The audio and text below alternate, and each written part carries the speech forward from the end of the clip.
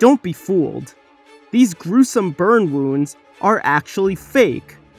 Creating effects like this for TV and movies is a rigorous, time-consuming process that involves complex prosthetics and makeup, some of which are actually lit on fire, and a close attention to detail, but the result is worth the wait.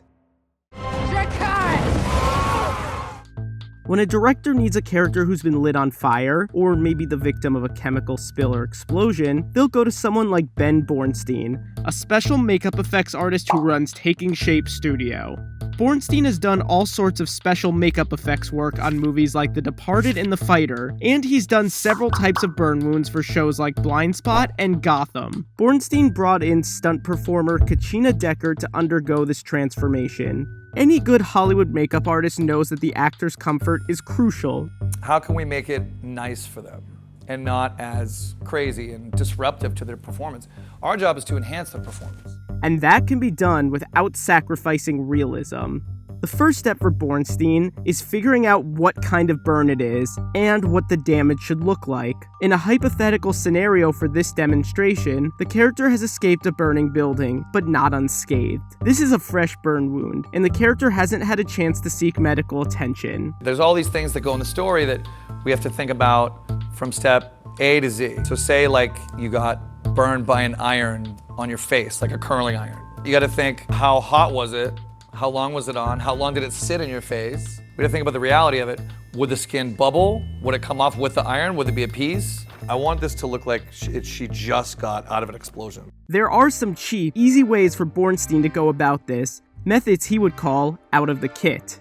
For a burned arm, he can use a burn transfer tattoo. It's kind of like a Bazooka Joe tattoo you'd get when you're a kid, but on steroids that lasts all day.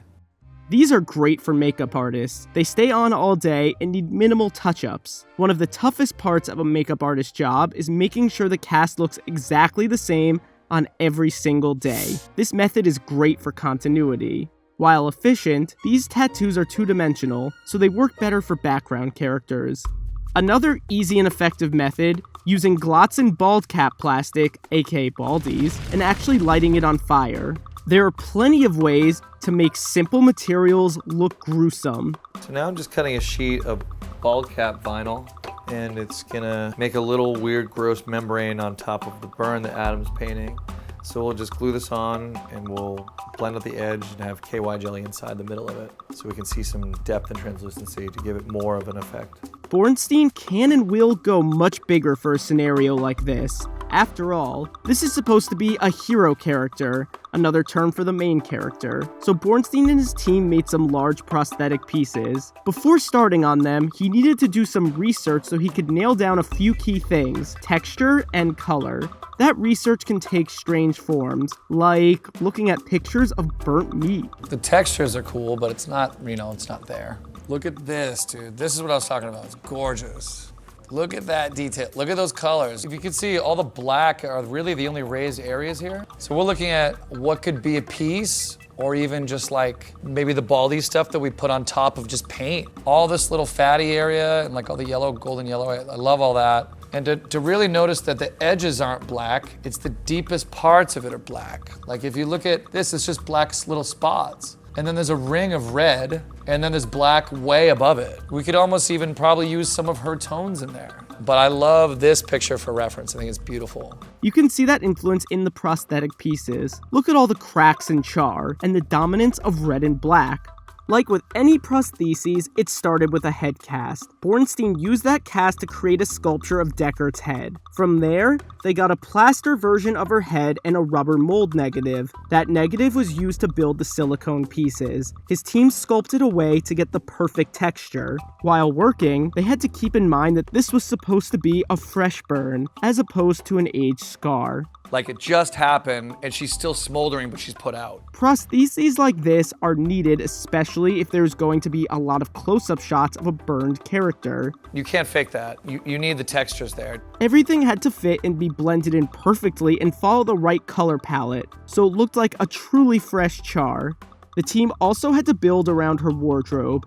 They knew what costume she would wear and that it would be torn up by the explosion. While they didn't have to make prostheses for her entire body, they did need to decide if there would be visible wounds in areas where skin was exposed. If there were open areas left blank where there should be a burn, it would make the overall performance less convincing. We'll glue this to her, maybe we'll fuse it with an appliance or something. Here's the boot line, that's good. Gonna do a number on you, Kachina. Gonna be dope. Hair was just as much a factor. I want the piece to lay flat with the edge. We'll blend the edge, then the hair will go over it. So all this hair has to go this way. To maximize comfort for the star, they saved some of the least comfortable prosthetic pieces for last. They started early by gluing on the big chest piece. Blending it into the skin is key. This scaly piece could have been placed on Deckert's leg, but the team decided it made more sense on her arm. I love the little black. And these little edges we should paint black too. I love that. And remember those burned up sheets? They were put on alongside the two prosthetic pieces, layered and blended in, so sometimes it was hard to tell the difference between the two. They decided to rely more heavily on the burned plastics for her legs, while sticking to the color palette and directly painting on yellow wherever they could. So see a big hole? We're gonna paint that. Then, this massive piece went right on Deckert's stomach. Notice how the edges were peeled off and the piece was blended into her skin. The final prosthetic piece they attached was the face piece, which only covered the left half. This was most of the meat of the build, was making this piece. Her ear will come through this, and then I think we'll put a black char to connect it. While they could have covered the ear to make it look like it fell off, Bornstein thought it would have been too obvious, and instead liked the idea of keeping it on, but dirtying it up. He also had to consider that the eyebrow would have been burned off, so Bornstein simply painted over it so it wouldn't show up under the face piece. There are lots of different final touch-ups to make sure they looked as fresh as possible. I think we should put blood, but in little spots. That's it. Other materials like clean dirt added to the color palette. The final piece was also the most uncomfortable: contact lenses. This stage required a lens technician. In the end, everything was so well blended together, it's hard to tell what's paint and what's silicone. The real winner of the day? I think it was honestly the Glatson sheets that we put on her. It really did sell it. I wanted to mix kind of that reality with like some superhero look where half her hair is missing. The fact that we decided to take the sculpture up into the hairline, because if it's just here, it just doesn't look right. So we wanted to go like the extra mile and have a wrap around her head. Applying the makeup to taking it all off took over 4 hours. Computers and visual effects have enhanced the work of makeup and special effects artists. If you marry the two, we can like recess crazy areas of the face or body that we can't do with makeup. We'd have to make a fake head of it.